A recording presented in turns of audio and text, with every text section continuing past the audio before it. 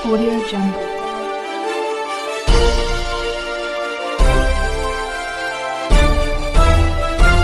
Audio Jungle. अभी आप देख रहे हैं कंचन न्यूज। इसे लाइक शेयर सब्सक्राइब करना ना भूलें ताकि न्यूज का नोटिफिकेशन सबसे पहले आपके पास पहुंचे। अब चलिए खबरें विस्तार से। नमस्कार। आज मंत्रिपरिषद में 27 एजेंडों पर निर्णय हुए हैं। जो सबसे महत्वपूर्ण एजेंडा है वह स्वास्थ्य विभाग का है, जिसमें स्वास्थ्य विभाग को विभिन्न काडरों में बांटा गया है। एक पब्लिक हेल्थ काडर है और एक हॉस्पिटल मैनेजमेंट काडर है। जो हॉस्पिटल मैनेजमेंट काडर है वो मुख्य रूप से जो हॉस्पिटलों का संचालन है वह देखेगा, और जो पब्लिक हेल्थ काडर है वैक्सीनेशन है, और जो पब्लिक हेल्थ के कार्यक्रम हैं वो देखेगा। जैसे कोरोना का है, वैक्सीनेशन है, प्री वैक्सीनेशन है और टीकाकरण कार्यक्रम है, ये देखेगा। इसमें 3 डायरेक्टरेट होंगे। एक पब्लिक हेल्थ डायरेक्टरेट होगा, एक हेल्थ सर्विसेज डायरेक्टरेट होगा और एक मेडिकल एजुकेशन डायरेक्टरेट होगा। तो जो स्वास्थ्य शिक्षा है उसका अलग डायरेक्टरेट होगा, हेल्थ सर्विसेज का डायरेक्टरेट होगा जिसमें हॉस्पिटलों का संचालन होगा, और पब्लिक हेल्थ डायरेक्टरेट है जिसमें बीमार पड़ने ना पड़े उसके लिए जो कार्यक्रम आयोजित करेंगे, जैसे टीकाकरण है, स्प्रे है, या मच्छरों का जो स्प्रे, जो कार्यक्रम है जो पब्लिक हेल्थ से रिलेटेड है वो कार्यक्रम किए जाएंगे।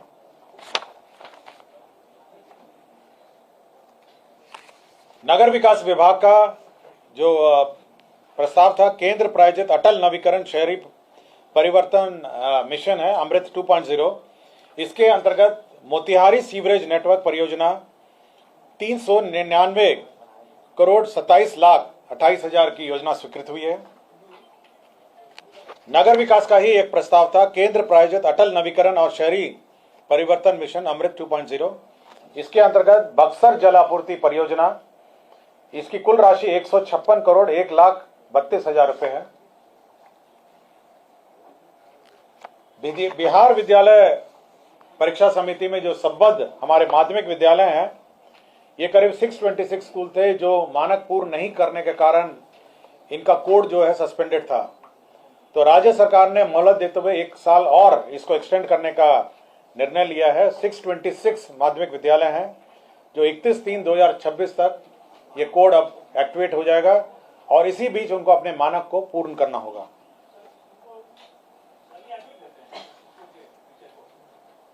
कौन सा? नहीं, ये अनुदानित है। ये केवल जो एफिलिएशन है, माध्यमिक है। हाँ। शिक्षा विभाग का एक और था कि जो हमारा नया शिक्षा काडर बनना है उसका नाम है बिहार, जो ब्लॉक के अनुश्रवण है उसका नाम है बिहार शिक्षा प्रशासन संवर्ग नियमावली 2025। इसके अंतर्गत 2 पद हम लोग को 2 लेवल के पद सृजित होंगे। पहला पद होगा सहायक शिक्षा विकास पदाधिकारी और दूसरा होगा शिक्षा विकास पदाधिकारी। शिक्षा विभाग विकास पदाधिकारी जो है वो प्रखंड स्तर का होगा, और सहायक शिक्षा विकास पदाधिकारी हर 10 पंचायत में एक पदाधिकारी होंगे जो अब स्कूल का मॉनिटरिंग करेंगे, इंस्पेक्शन करेंगे, और जो शिक्षा से संबंधित सुपरविजन का जो काम है वो करेंगे। ये नई बहाली होगी, न्यू रिक्रूटमेंट है, एक प्रखंड स्तर पर है और हर 10 पंचायत पे एक ऑफिसर की बहाली होगी, और यही लोग उसका वहां का सुपरविजन करेंगे, ब्लॉक के जो स्कूल्स का इंस्पेक्शन करेंगे। उद्योग विभाग में औद्योगिक निवेश प्रोत्साहन नीति जो 2016-2025 तक एक्सटेंडेड थी, वो अगली नीति जब तक नहीं आएगी तब तक के लिए एक्सटेंड कर दिया गया है। बिहार में जो कोल वितरण नीति 2007 थी, उसके अंदर जो कोल का जो वितरण है, सेल ऑफ कोल, उसके लिए राज्य सरकार ने एक स्टेट नॉमिनेटेड एजेंसी नॉमिनेट किया है 1/4/2025 से 31/3/2030 तक के लिए। ये Bihar state mining corporation limited जो है ये एजेंसी नामित की गई है। राज्य में जो बिहार मंत्री वेतन एवं भत्ता समय समय पर यथा संशोधन नियमावली 2006 का संशोधन है। ये ऑनरेबल मिनिस्टर्स जो कैबिनेट मिनिस्टर्स थे उनका वेतन हम लोगों ने संशोधन किया है, लेकिन बाकी जो दर्जा प्राप्त है जिसमें सचेतक हैं, उप सचेतक हैं, जिसमें राज्य मंत्री और उप मंत्री हैं, उनका हम लोगों ने इंक्रीज नहीं किया था। तो अब उनका हम लोगों ने वेतन इंक्रीज कर दिया है। वर्तमान में जो प्रतिमाह इनका था 24,000 से बढ़ा के 29,500 और उप मंत्री का 23,500 से बढ़ा के 29,000 हम लोगों ने बढ़ा दिया है। बाकी बच्चों के डिटेल हम लोग आपको जानकारी दे देंगे। उर्दू निदेशालय में जो सहायक उर्दू अनुवादक हैं, हाल ही में कार्यक्रम में माननीय मुख्यमंत्री जी की घोषणा थी कि जितने सहायक उर्दू अनुवादक हैं उनका पद को डबल कर दिया जाए। तो 1,653 पद पूर्व में सृजित थे, इसको बढ़ा के 3,306 पद हैं। यह जिला स्तर पर है, अनुमंडल स्तर पर है, प्रखंड स्तर पर है, अंचल स्तर पर है और साथ ही साथ करीब 220 थानों में भी अब इनकी प्रतिनियुक्ति की जाएगी, जहां पर ये उर्दू अनुवादक अपना उर्दू अनुवादक का काम करेंगे। स्वास्थ्य विभाग का 50 शैय्या युक्त आयुष अस्पताल नवाब मंजिल पटना के संचालन हेतु आयुष मंत्रालय भारत सरकार नई दिल्ली के दिशा निर्देश के आलोक में 36 पदों का सृजन किया गया है। बिहार कर्मचारी चयन आयोग में डेटा एंट्री ऑपरेटर पे लेवल 4 के कुल 29 पद एवं कार्यालय प्रचारी पे लेवल 1 के कुल 6 पद अर्थात कुल 35 पदों का सृजन किया गया है। मद्य निषेध उत्पाद एवं निबंधन विभाग के अंतर्गत 6 जिलों यथा रोहतास, सासाराम, औरंगाबाद, पश्चिम चंपारण, बेतिया, बेगूसराय, किशनगंज एवं गोपालगंज में स्थायी रूप से एक एक नया उत्पाद रसायन प्रयोगशाला खोले जाने एवं 48 पदों की स्वीकृति दी गई है। बिहार में कृषि विभागीय लिपिक समग्र भर्ती प्रोन्नति सेवा शर्त नियमावली 2024 के आलोक में कृषि विभाग बिहार पटना अंतर्गत पूर्व स्वीकृत पदों का समर्पण प्रत्यार्पण करते हुए 2,590 पदों का पुनर्गठन किया गया है। गया प्रेस जो है, जो प्रिंटिंग प्रेस है, उसमें जो 50 साल से पुराने जो इक्विपमेंट हैं उनको स्क्रैप करने के लिए metal scrap trading corporation MSTC को नॉमिनेट किया गया है। बिहार में जो कंटिजेंसी फंड है, बिहार कंटिजेंसी फंड है, एक्ट के अनुसार वो 350 करोड़ का उसमें प्रावधान किया गया है और सरकार चाहे तो उसको इंक्रीज कर सकती है। अब बिहार कंटिजेंसी फंड को इंक्रीज करते हुए 10,000 करोड़ कर दिया जाए, BCF जिसको कहते हैं।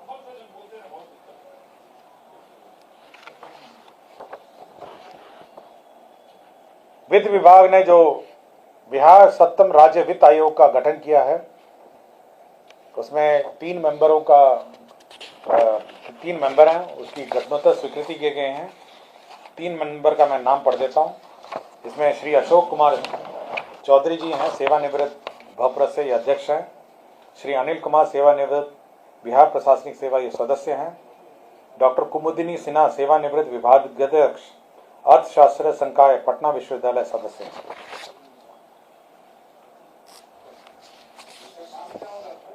ये फाइनेंस कमीशन है, स्टेट फाइनेंस कमीशन, जो स्टेट के रिसोर्सेज हैं उसका बंटवारा between state government and the local bodies, उसका बंटवारा करती है।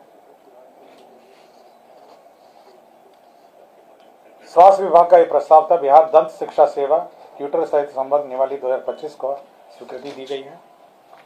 बिहार औषधि नियंत्रण प्रयोगशाला तकनीकी कर्मी संवर्ग संशोधन नियमावली 2025 की स्वीकृति दी गई है। ये रेवेन्यू द्वारा संचालित सभी 927 राजस्व न्यायालयों में का आधुनिकीकरण वीडियो कॉन्फ्रेंसिंग लागू करने के लिए 38 करोड़ 12,10,000 रुपए स्वीकृत हुए। सभी रेवेन्यू कोर्ट्स में अब वीडियो कॉन्फ्रेंसिंग की व्यवस्था है। ये मुजफ्फरपुर में ESIC अस्पताल के लिए 5.07 एकड़ का लैंड सशुल्क ट्रांसफर किया गया है। नवादा जिले में पकड़ी बरावा अंचल में 132/33 kVA ग्रिड उपकेंद्र के लिए जमीन का transfer Bihar state transmission company limited को ट्रांसफर किया गया है। पटना में गुरु गोविंद सिंह सदर अस्पताल पटना के परिसर में दक्षिण पूर्वी में हिस्से में 11.9 डेसिमल भूखंड का उपयोग आम रास्ता के रूप में किया जाएगा। यह रास्ता अवरुद्ध हो गया था इस अस्पताल के निर्माण के कारण, अब इसमें आम रास्ता का भी निर्माण किया जाएगा। मंत्रिपरिषद ने 2 रिटायर्ड IAS ऑफिसर को 1 मार्च के 2025 के इफेक्ट में शिक्षा विभाग ने नियुक्त किया था।